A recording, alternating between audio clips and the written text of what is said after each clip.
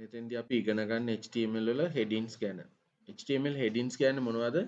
බලන්න මේකේ බලන්න W3 school එකේ තියෙනවා HTML headings are title or subtitle that you want to display on web page.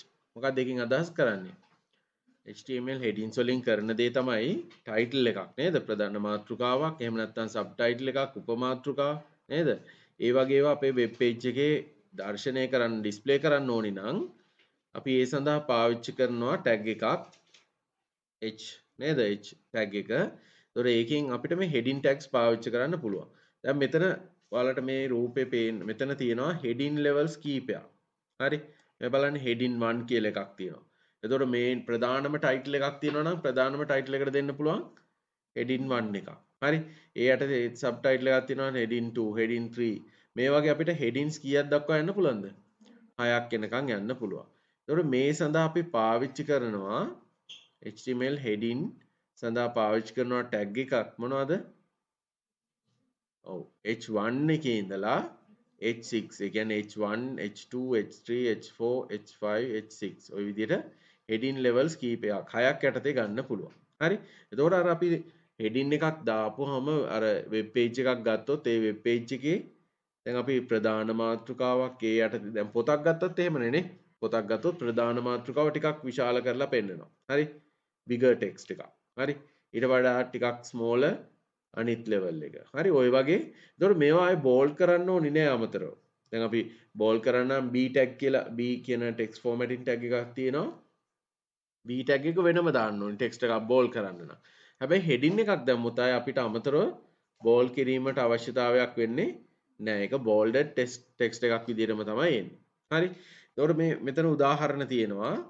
මේ බලන්නකො h1 එක heading 1 කියලා තියෙනවා. heading tag එක close 1 එක close කරලා තියෙනවා. h2 එක මැදින් text එකක් දාලා තියෙනවා. මේක එතකොට මොන tag එකක්ද? empty එකක්ද contain එකක්ද? contain එකක් නේද? ඒ කියන්නේ closing tag එකක්කුත් තියෙනවා මේකේ. හරි? හරි මේ වගේ යන්න පුළුවන්.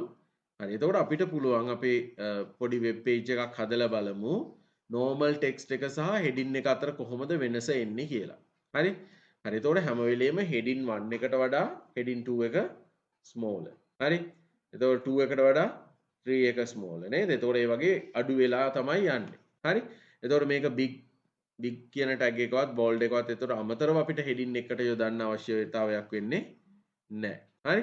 එතකොට තව එකක් තියෙනවා heading එකට අපිට පුළුවන් මේ style tag එක. style tag එක පාවිච්චි කරන්න හැම වෙලෙම format කරන්නනේ. හරි. ඕනි නම් අපිට style tag එක දාලා font size එක pixel කීයද කියලා දෙන්න පුළුවන්. හරි. ඒ වගේ ස්ටයිල් එකකින් අපිට ඕන නම් මේ heading එක වැඩි දියුණු කරන්නත් පුළුවන්. හරි.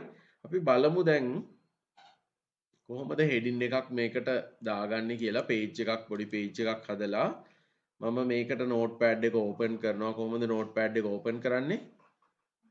ඔව් Windows key එකත් එක්ක අපිට R අකුර දෙන්න පුළුවන්. run එකේදී දෙනවා notepad open කියන තැන notepad දීලා open කරන්න පුළුවන්. හරි. දැන් මට notepad එක ඇවිල්ලා තියෙනවා. මේ notepad එකේ මම ඔන්න අපේ web page එක පටන් ගන්නවා මොන tag එකෙන්ද comment එකක් දාමු ඉස්සෙල්ලම කොහොමද comment එකක් දාන්නේ exclamation එකත් එක්ක ඔව් doc type එක මොකද්ද html කියලා දෙමු හරි ඊට පස්සේ මොකද්ද ඔව් html web page එක පටන් ගන්නවා කියන මම දෙනවා html tag එක ඊළඟට අපි දිගටම ලියාගෙන යමුකෝ පස්සේ close කරන්න මොකක්ද ඊළඟට අපිට දෙන්න පුළුවන් head section එක පටන් ගන්නවා head section එක ඇතුලේ තියෙනවා මොකද්ද title එක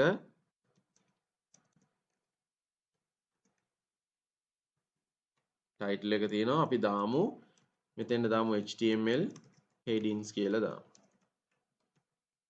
හරි හරි දැන් මගේ title tag එක close කරන්න ඕනේ එහෙනම් කොහොමද slash එකත් එක්ක title කියලා දෙමු ඊට පස්සේ අපිට පුළුවන් මොකද්ද පටන් ගන්න head එක close කරන්න ඕනේ නේද පටන් ගන්න කලින් head එක close කරන්න ඕනේ හරි ඊට පස්සේ පටන් ගන්නවා මොකද්ද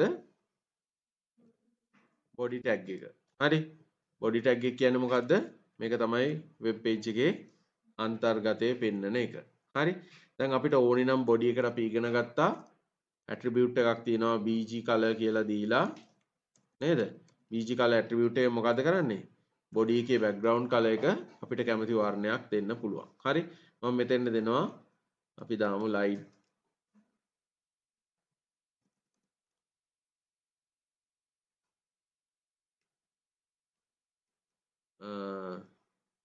light blue කියලා දාමු හරි light blue කියලා මම color එක දුන්නා හරි light blue කියලා දුන්නා ඔයාලට ඕන නම් මේ colors තියෙනවා හරි web colors ගොඩක් තියෙනවා මේ තියෙන්නේ අපි චුට්ටක් ඒකටත් ගිහිල්ලා බලලෙමු colors ඕනි නම් මේ වගේ colors ගන්න පුළුවන් හරි dodger blue orange tomato හරි grey straight blue violet හරි එතකොට මේ ඕනනම් අපිට ඔය පාවිච්චි කරන ඔය නමක් පාවිච්චි කරන්නත් පුළුවන් හරි light grey තේරෙනව නේද හරි ওই වගේ colors ගන්න පුළුවන් ඊළඟට ඊට අමතරව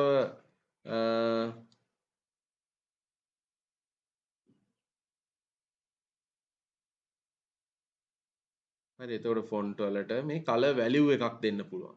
තව ක්‍රමයක් තමයි වර්ණ ඕනෑම වර්ණයක් හැදෙන්නේ මොනවද? RGB colors වල එක එක සංඛ්‍යා වලින්. හරි? දැන් මේ තියෙන RGB වල 255 99 71. හරි? එතකොට ඔය color එක හැදෙනවා. හරි? ඒ වගේ දෙන්න පුළුවන් hexadecimal value එකකින් දෙන්න පුළුවන්. හරි? ඔය වගේ ගන්න පුළුවන්. ඕනනම් ඔයාලට Photoshop open කරලා ඒකේ color එකට අදාළ hexadecimal value එක ගන්න පුළුවන්. නැත්නම් අර මම කලින් ගත්තා වගේ color name එක use කරන්න පුළුවන්. හරි අපි මෙතන තියෙන color එකක් ගමුකෝ. අපි මේකට ගමු orange කියන එක. හරි. orange කියන color එක දාමු. එහෙනම් මම color එකට දෙනවා මොකද්ද? BG color එක අපි මෙතන තියෙන වර්ණයක් එතන තිබ්බ එකක් ගමු. මොකක්ද තිබ්බේ? හරි orange කියලා තිබ්බා. හරි. ඔයාලට ඕනි නම් මේක ආවද නැද්ද කියලා බලන්න පුළුවන්. කොහමද? මේ ගමන් save කරලා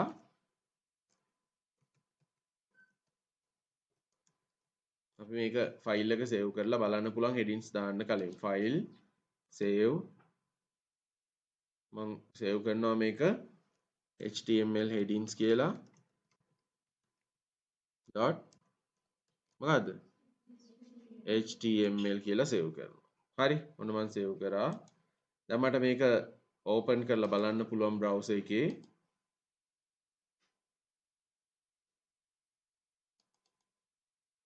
හරි හරි html heading කියන එක දැන් අපිට ඕපන් කරලා පෙන්නයි මට browser එක මාරු කරන්න බැරි වුණා හරි කමන්නේ browser එකේ ඊට පස්සේ අපිට පුළුවන්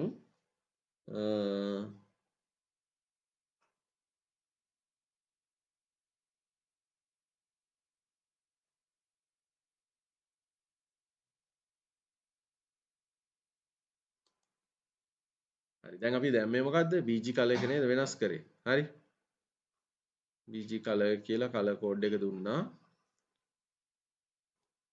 මම මේක චුට්ටක් Chrome එකේ open කරන්නම් කොහොමද අපිට ඕනි browser එක open කරන්නේ file එකේ right click කරා open with කියලා Chrome කියලා දෙන්න පුළුවන් හරි එතකොට මට අවශ්‍ය browser එකේ ඒක open වෙයි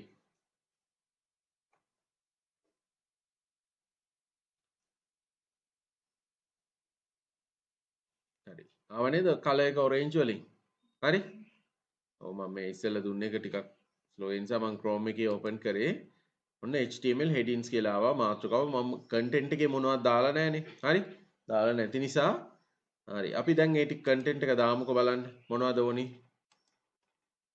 දැන් body tag එක ඇතුලේ තියෙන්න ඕනි මට මොනවද මාතෘකාවක් දාන්න ඕනි අපි දාමු h2 එකක් h2 එකක් ඇතුලේ දාමු මොකද්ද මේකේ මාතෘකාව මොකද්ද HTML headings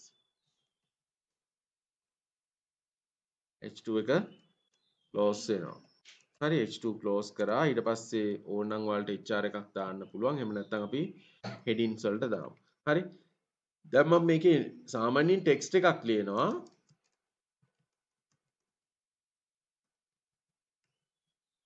this is a normal text කියලා හරි normal text කියලා දාන්නා මම BR එකක් දානවා හරි දැන් මේක මම save කරනවා control S දීලා save කරමු refresh කරලා බලමු අපේ page එක හරි ඔන්න මාතෘකාව this is a normal text කියලා ආවා. හරි නේද? හරි දැන් අපි බලමු normal text එකත් එක්කම heading level 1 එකක්. හරි එතකොට අපිට idea එකක් එනවනේ නේද? මේක තමයි normal text එක මේක තමයි heading level 1 එක. කොහොමද අපි ගන්නෙ? හරි මම මේක කොහොම විදිහටම ගන්නම්. මෙතෙන්ද දානවා මං h1 කියන tag එක. අපි ඒකනේ ඉගෙන ගන්න යන්නේ. h1 tag එක. h1 එකකින් කරන්නේ මොකද්ද? level 1 එකක් නේද? main title එකක් දාන්න පුළුවන්. හරි මම මේකට දානවා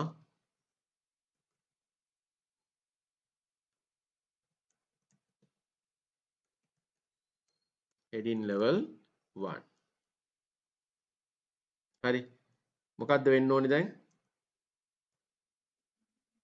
h1 එක close කරනවා. හරි close කරලා ඉවර වෙලා දැන් මම මේක ආපහු දානවා මොකද්ද? this is a normal text කියලා. ඇයි මට මේ දෙකේ වෙනස බලා ගන්න ඕනේ. හරි අපි මේක සේව් කරලා බලමු. control S refresh කරලා බලමු. හරි. දැන් ආව නේද? this is a heading level 1. දැන් ඔන්න normal text එකක් තියෙනවා. ඒ නිසා මට idea එකක් තියෙනවා. මේක තමයි normal text එක. මේක තමයි heading level 1 එක. ඔය වගේ අපිට අනිත් ඒවාත් දාන්න පුළුවන්. මොකක්ද ඊළඟට එන්න ඕනේ එහෙනම්? H2 එක නේද? H2 එක දාලා මේකට දානවා මොකද්ද? ඔව් මම මේක copy කරලා ගන්නම් දැනට. හරි මෙතන heading 2 එක close කරමු. හරි. දැන් ෆයිල් එක සේව් කරලා බලමු. රිෆ්‍රෙෂ් කරොත් එන්න මේක ආවා. හරිද? හරි. ඔය වගේ අපිට අනිත් ටිකත් ගන්න පුළුවන් කොහොමද ගන්නෙ? මම මේක normal text එකයි ඔන්න ඔය ටිකම copy කරලා දානවා තව තියෙන ප්‍රමාණයට අනුව.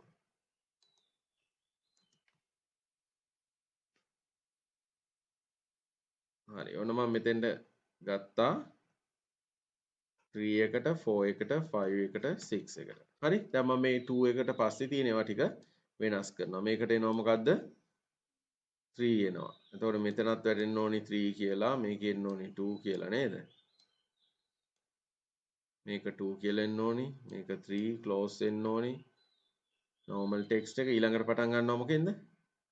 3 එකට පස්සේ heading level 4 එක වැටෙන්නත් ඕනි 4 කියලා. normal text ඊළඟට මේක කීයද? heading level 5 එක. හරි H5 එක tag එක පාවිච්චි කරන්න පුළුවන් level 5 කියලා අපි මැද text එකට දානවා. මේක H6 heading level 6 කියලා දැම්මා. ඊළඟට H2 එකත් වෙනකොට අපි දාමු heading level 6 එක. හරි. දැන් මේක මම save කරනවා. හරි. save කරලා අපි බලමු refresh කරලා. හරි. දැන් පේනවද? ඔන්න මේක තමයි normal text එක level 1 heading එක. normal text එක level 2 heading එක. දැන් ඕගොල්ලන්ට පේනවද මේ හැම එකක්ම bold වෙලා තියෙන්නේ? නේද?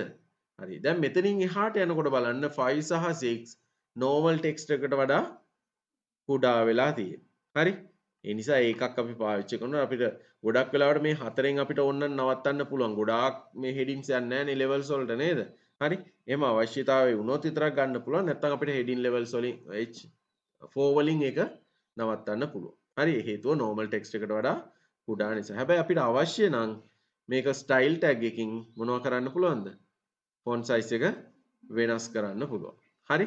එතකොට මේ වගේ headings අපේ web page එකේ අවශ්‍ය තැන්වලදී යොදා ගන්න පුළුවන්. heading වලට ගන්න tag එක තමයි මොනවද? H1 වල ඉඳලා H6 දක්වා. හරි? එතකොට ඔයාලා මේ වගේ web page එකක් හදලා බලන්න. එතකොට ඔයගොල්ලන්ට වෙනස පැහැදිලි වෙයි.